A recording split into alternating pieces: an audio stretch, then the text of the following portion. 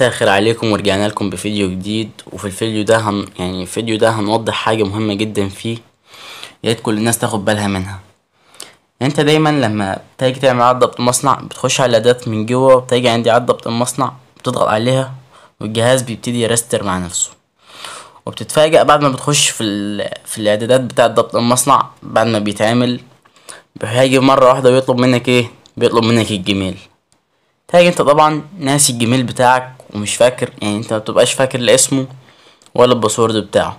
مش كلنا بس اغلبنا، لان انت الجيميل بتعمله بتبقى عايز منه مثلا الابليكيشن بتاعك والالعاب بتاعتك، وبعد كده بتنساه. فنخلي بالنا دايما قبل ما نعمل سوفت او اعادة ضبط مصنع، هنعمل خطوة بسيطة خالص عشان خاطر ما تتعبكش. بعد ما تعمل اعادة ضبط المصنع ويجي يطلب منك الجيميل، وبعد كده تخش في حوار فك شفرة ومش عارف ايه.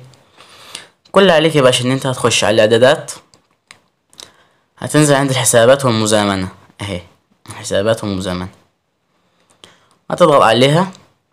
تيجي عند حساب جوجل اهو، حساب جوجل هتلاقيه واضح قدامك. هتدخل عليها، هتنزل تحت خالص عند كلمة المزيد اهي، التلات نقط اللي جنب بعض دول المزيد. هتضغط عليها، وبعد كده على طول يا باشا هتعمل ازالة الحساب. بعد كده هيجيب لك الرسالة دي، بعد كده تضغط ازالة الحساب كده يا باشا.